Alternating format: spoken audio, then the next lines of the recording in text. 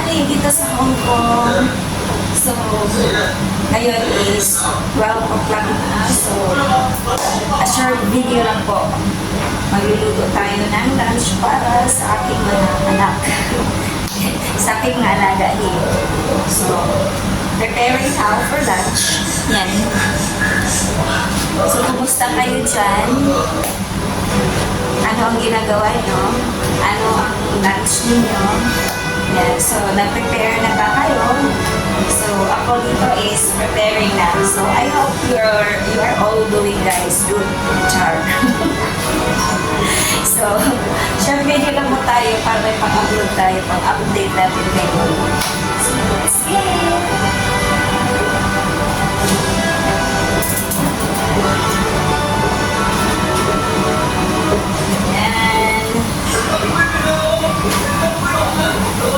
Prepare tayo ng pagkain sa ating alaga.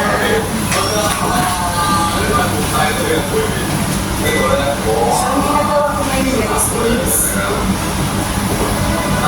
macaroni soup with ito po siya roasted turkey ham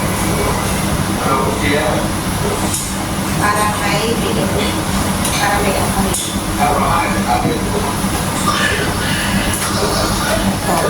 Ito yung hinalo ko sa ano niya. Macaroni. Bus na.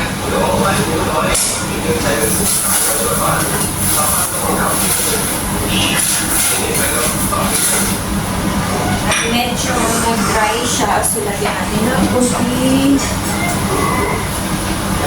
Mainit na tubig.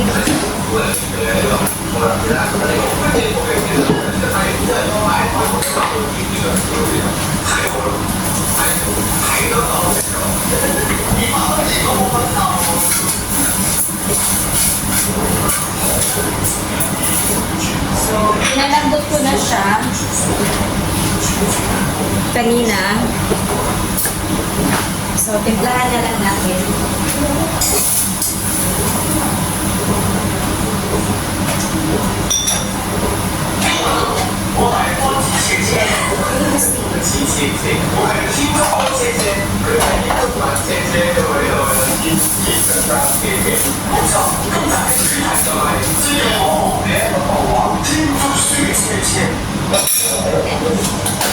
So, ready na.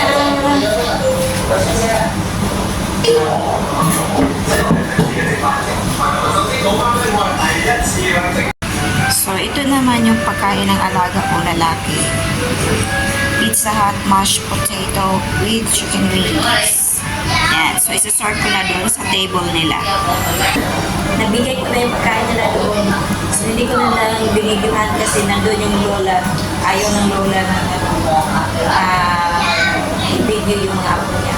So, pag kami lang, okay. Pero pag nandiyan yung lola, no. So, today, maglilinis ako ng mga vegetables. Kasi,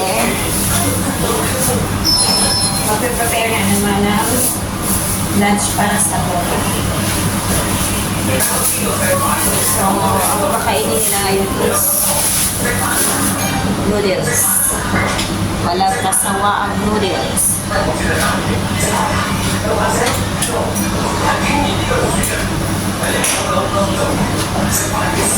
Maglilinis tayo ngayon ng vegetables.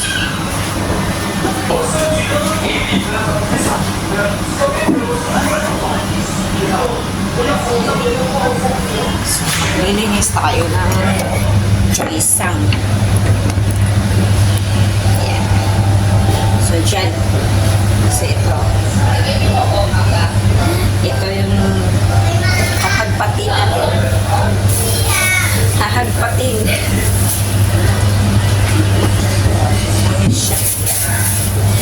So, ito yung karne na ihalo sa kanilang noodles.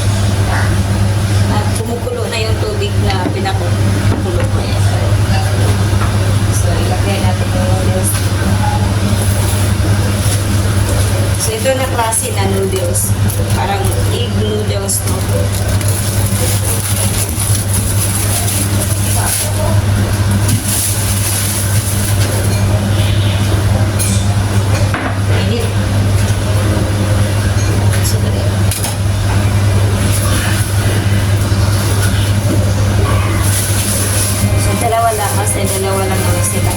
Si Lola at saka yung kapatid ni Mom.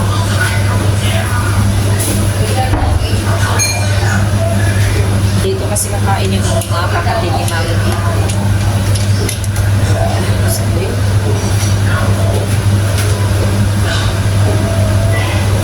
So, palambutin lang natin siya. At habang nagpapalambot tayo, magpapagpat tayo ng gulay.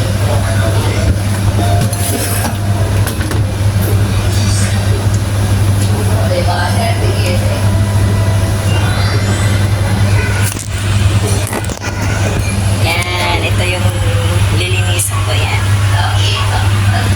So, lilinisan ko yan. So, today,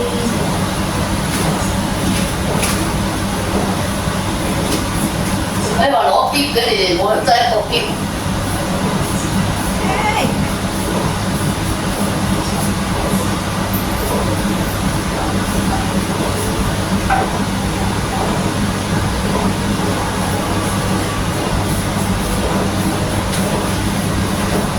Con rất là mạng rồi. Con quay con thành người Việt.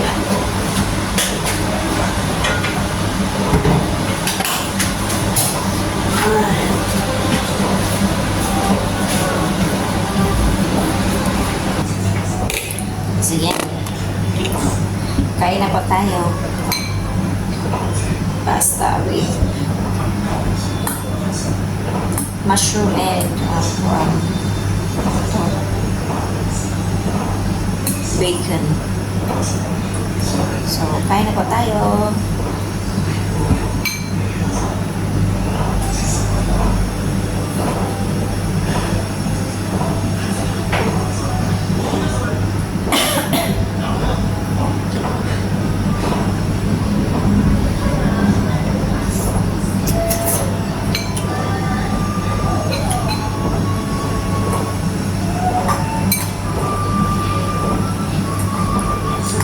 Yum.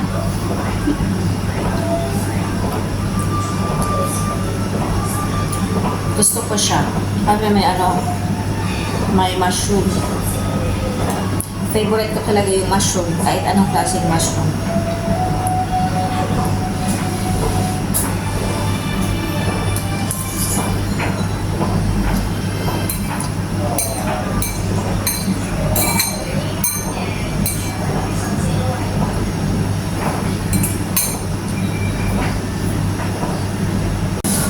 So, yan, tapos na po tayo mag-lunch. So, syempre,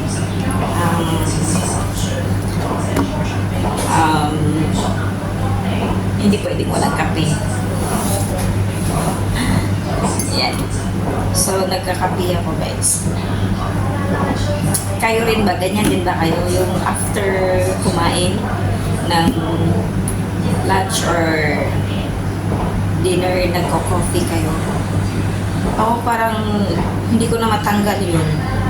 Parang hindi kompleto yung meal ko pag walang kape. Pero yung kape ko, guys, is purely coffee, black coffee.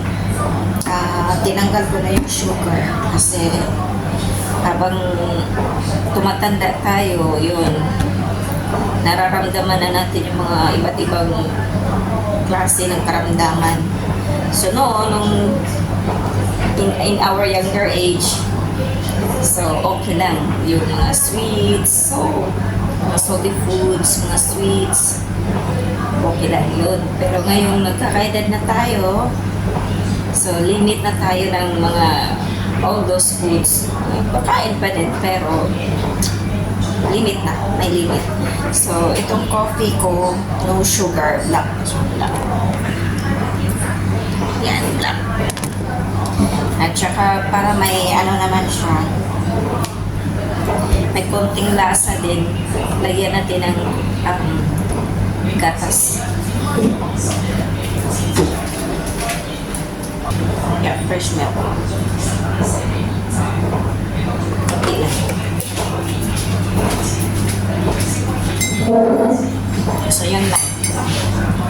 So, ganito yung ano ko guys, coffee. Kung walang milk, so pure black coffee lang. Pero pag feel ko na gusto kong uminom na may gatas, so yun nilalagyan ko. Tsaka pangalawang reason, hindi ko siya mainom-inom kasi sobrang mainit. Kaya nilagyan ko ng gatas para medyo lumamig naman ng konti. Mainit pa din. So yun lang guys.